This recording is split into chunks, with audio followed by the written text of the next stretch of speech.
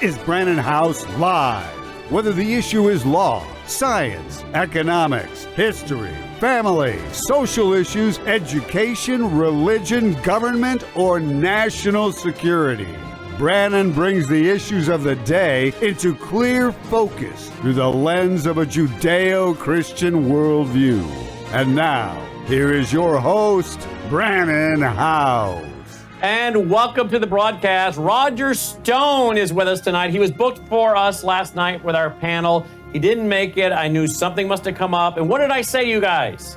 I said Roger is a man of his word. If he didn't make it tonight, it was for an important reason. He'll make it up to us. And I bet you he'll be with me on Brannon Howse Live tomorrow night. Well, I was right because I know Roger. And here he is on Brannon Howse Live tonight. Then we're going to get a live update from Israel. Aaron started texting with me during my radio show today, and he said, look, there is grave concern that they could begin to be attacked in Israel this weekend, Israel time, on Saturday. He said, I just heard that Saturday morning is the expected time of attack all along our coastal cities, fierce fighting in Gaza,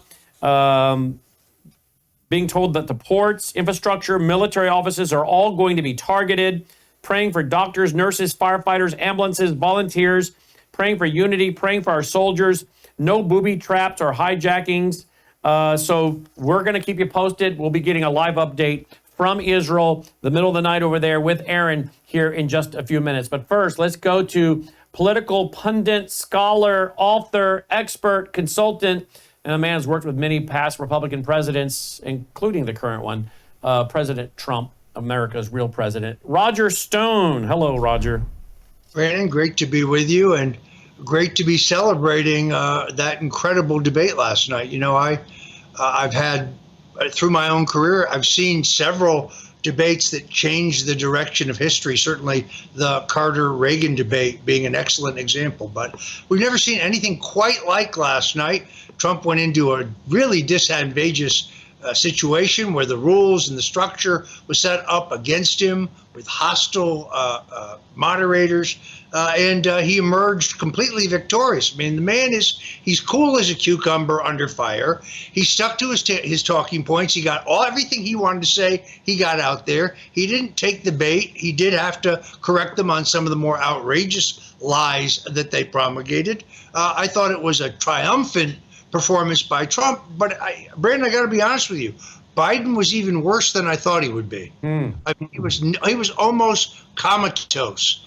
He didn't seem to know that the camera would always be on him. So some of his facial expressions when he was not speaking or while Trump was speaking, really damaging, I think. Indeed. Put Roger in that monitor there so I can see Roger's outfit today and all of his splendor. Yeah, there we go. In fact, here is today, I guess they had some event with Jill dragging Biden along with her. Watch this, folks, and watch these facial expressions. At some point, you almost start feeling sorry for him. But watch this. Here we go. You ready, Logan? And the same character that I see in him today. And even though he has faced unimaginable tragedies, his optimism is undaunted. His strength is unshakable. His hope... That's almost like a comedy act. Okay, let me do this again. You ready? Listen to this. I saw in him then the same character that I see in him today. Which is what, Mr. Magoo? I mean, come on. What is that? You saw then, you see now? Come on. And then she said something about his face. And even though he has faced... he's faced incredible odds, like our family dragging him out here with elder abuse. Unimaginable tragedies. His optimism is undaunted. His strength is unshakable. That's just almost like a comedy act, Roger. Well, first of all, she's not going to be winning any position on my international best dress list. But she will make the worst dress list yet again. I think it'd be the fourth year in a row. Secondarily, this guy looks, and I'm not trying to be disrespectful, but he actually looks like he's mentally retarded. I mean, he doesn't look well. That blank stare When you combine that with his the hair trigger temper that he has, this tendency to forget in the middle of a sentence what he's talking about and just trail off. I mean, doctors tell me those are all telltale signs of the onset of senile dementia. This poor guy is a pawn being used by his wife and his son and others to remain in power so they can continue to make money, millions and millions and millions of dollars. I mean, House Republicans, the Biden crime family has taken in $3.9 million from Ukraine, $7.2 from China, $3.5 from Russia, $1.4 from Romania, $1.4 from Panama, $1.17 from Kazakhstan, Mexico, and Syria. Joe Biden told us in the last debate. Your phone's ringing, Roger. I wish that was my phone. Unfortunately, we have construction going on, and of course, have to do it right here in the middle of the show. Okay, I thought the vibrator on your phone was ringing. Okay, no problem. So remember, in the last debate, Joe Biden looked right in the camera and says, "No member of my family has taken a single penny." It was a lie. It's not a penny. It was millions. We haven't taken a penny. We've taken millions. Yeah, I guess you could see it that way. Now, I believe Obama has come out. Yeah, here's Obama today. Obama's come out today and declared this. Bad debate nights happen. Trust me, I know. But this election is still a choice between someone who has fought for ordinary folks his entire life and somebody who only cares about himself. Between someone who tells the truth, who knows right from wrong and will give it to the American people straight, and someone who lies through his teeth for his own benefit. Last night didn't change that, and that's why so much is at stake in November. JoeBiden.com. Okay, Roger, I thought this whole thing was a script to get rid of him. When have we ever had a debate between the two primary candidates of each party before their conventions? So I thought this is, so everybody can see the real state of the man and they can all get on the same page and get rid of him. This is not what I expected today from Barack Obama. Well, except for I think that's cover. That doesn't tell you what he's doing behind the scenes. That tells you what he's doing in public. I mean, first of all, let's go through the lies if we could. Trump told you to inject bleach. That's a lie. Trump called our veterans, those who gave their lives to the country, suckers and losers. That's a lie. Trump said that the Nazis in Charlottesville were good people. That's a lie. Even the left-wing fact checkers have called that a lie.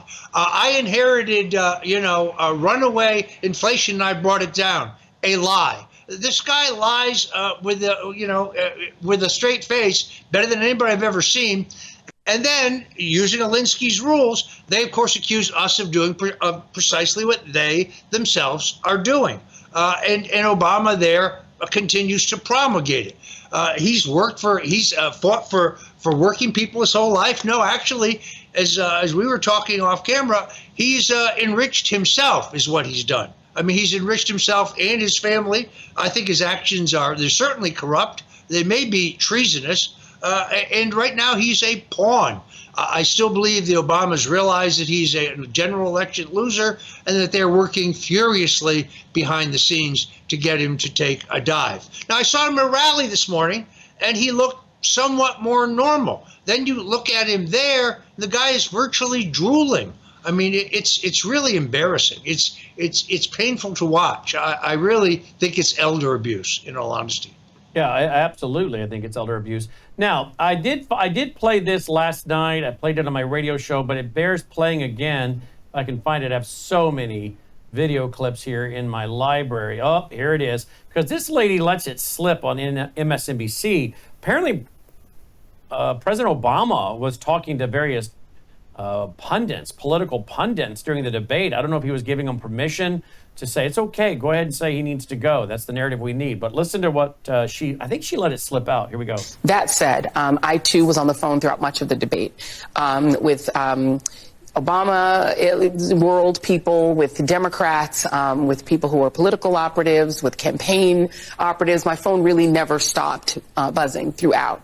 And the universal reaction was somewhere approaching panic. So what do you make of the former President Obama, talking to people at the desk who are about to go back on television and talk about this?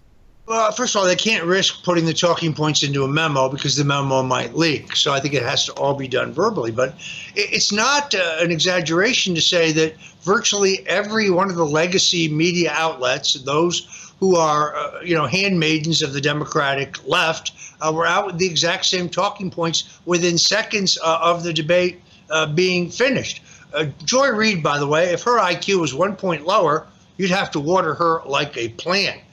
She once wrote that I'm the one who told Trump to cozy up to Putin. I've never discussed Russia with the president at all. So she is typical of the kind of person who will take her talking points from the Obamas. And there you saw her doing it. It's panic, folks. Well, if she were a loyal Democrat and she wanted Joe Biden to win, I don't think she'd be saying that. So let's go real quick to Anderson Cooper. Apparently, Anderson Cooper started arguing a little bit last night with VP Kamala Harris. Here we go. He was a very different person on the stage 4 years ago when you debated him. That's certainly true, is it not? Anderson, the point has to be performance in terms of what a president does. A president who incites an insurrection against the Capitol. No, but I got the point that you're making about a 1.5 hour debate tonight. I'm talking about 3.5 years of performance in work that has been historic. But whether it be infrastructure, the man who we saw on the stage tonight, is that the person you see in meetings every day? The person that you saw on the debate stage that has, for the last 3.5 years, up until today, performed in a way that has been about, whether it be in the Oval Office, negotiating bipartisan deals so that we have an infrastructure, a real infrastructure plan where we're putting trillions of dollars on the streets of America to upgrade our infrastructure. Whether it be the person I see in the Oval Office who is meeting with heads of the military and the intelligence community and in the Situation Room, ensuring the safety of America. The person I see in Joe Biden on the world stage, convening world leaders who often ask for his advice, most recently just during the G7 conference. So I'm not going to spend all night with you talking about the last 90 minutes when I've been watching the last 3.5 years of performance. But this was a debate that your campaign wanted. You pushed for this debate at this moment. Wow, I don't know that I've ever seen Anderson Cooper be like that to his own people. Have you?